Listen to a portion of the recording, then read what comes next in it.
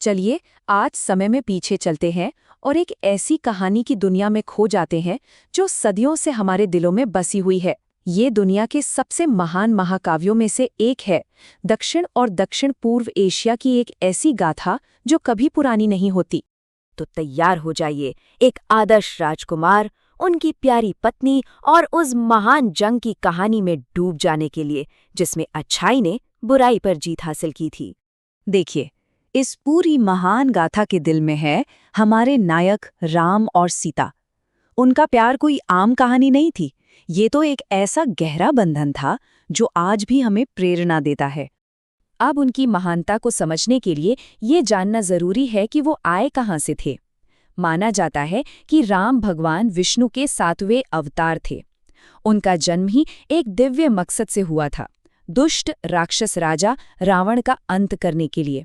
और सीता, वो तो खुद धरती माँ की बेटी थीं, प्रकृति का ही एक रूप।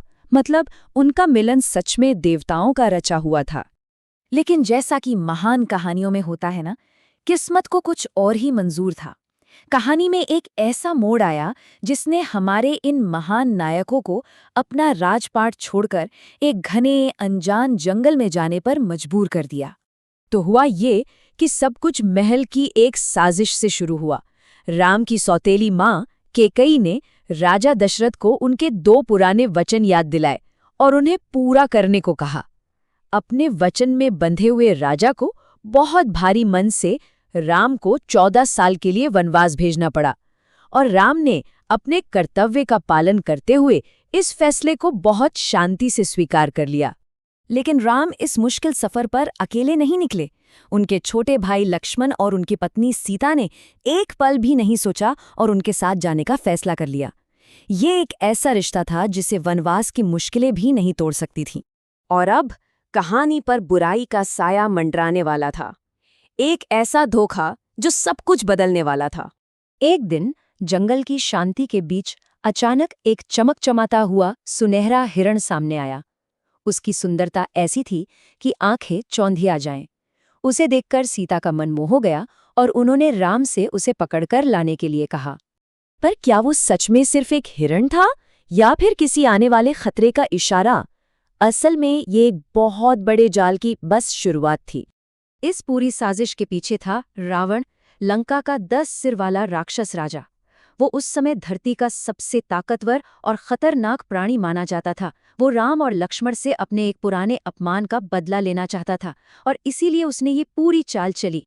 तो जब राम उस जादुई हिरण के पीछे गए और लक्ष्मण भी उनकी मदद के लिए चले गए, रावण एक साधु का भेष बनाकर सीता के पास आया।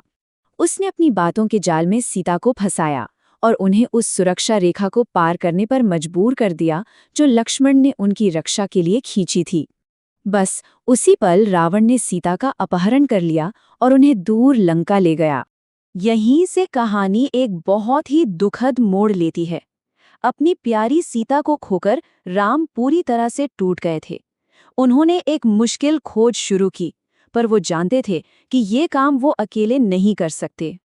अपनी खोज के दौरान राम और लक्ष्मण की मुलाकात हुई वानर राजा सुग्रीव से। राम ने सुग्रीव को उसका खोया हुआ राज्य वापस दिलाने में मदद की। बदले में सुग्रीव ने अपनी पूरी वानर सेना राम की मदद के लिए सौंप दी, और इस सेना में थे उनके सबसे महान योद्धा, शक्तिशाली हनुमान। इसके बाद पवन पुत्र हनुमान ने वो कर दिखाया जो एक मिसाल बन गया। उन्होंने एक ही छलांग में विशाल समुद्र को पार किया और लंका पहुंच गए। वहां उन्होंने सीता को ढूंढ निकाला और उन्हें भरोसा दिलाया कि राम उन्हें बचाने जरूर आएंगे। ये इस खोज का सबसे बड़ा मोड़ था। और उम्मीद की इसी एक चिंगारी से उस महायुद्ध की तैयारी शुरू हुई। एक ऐसा युद्ध जिसका मकसद था सीता को घर वापस लाना। अब लंका तक पहुंचना कोई आसान काम तो था नहीं, तो राम की वानर सेना ने एक चमत्कार कर दिखाया। उन्होंने तैरने वाले पत्थरों से समुद्र के ऊपर एक बहुत बड़ा पुल बना दिया, और इसी पुल से होकर उनकी पूरी सेना रावण के किले की तरफ बढ़ी। इसके बाद जो हुआ वो इतिहास का सबसे बड़ा संग्राम था। बहुत भयंकर लड़ाइयां हुईं, कई वीरों ने अपनी जान दी और आखिरकार अच्छाई की जीत हुई।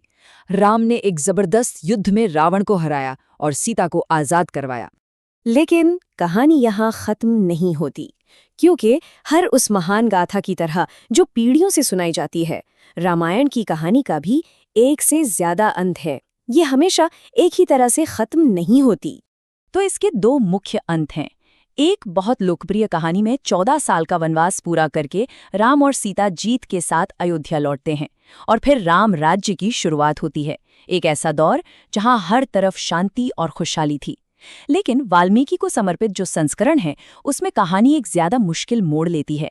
अयोध्या की प्रजा सीता की पवित्रता पर सवाल उठाती है, उन्हें अग्नि परीक्षा देनी पड़ती है और बाद में उन्हें फिर से वनवास भेज दिया जाता है। आखिर में और अन्याय न सह पाने की वजह से वो अपनी माँ यानी धरती से उन्हें वापस अपनी गोद में बुलाने की प्रार्थना करती हैं और वो उसी धरती में समा जाती हैं जहां से उनका जन्म हुआ था। और यही बात हमें एक बहुत गहरे सवाल पर लाकर खड़ा करती है। आखिर ऐसा कैसे है कि एक ही कहानी जिसे हजारों सालों से इतने अलग अलग तरीकों से सुनाया और समझा गया है, आज भी हमें कर्तव्य, प्रेम और बलिदान के बारे में इतना कुछ सिखाती है। ये एक ऐसी बात है जिस पर हमें सोचना चाहिए।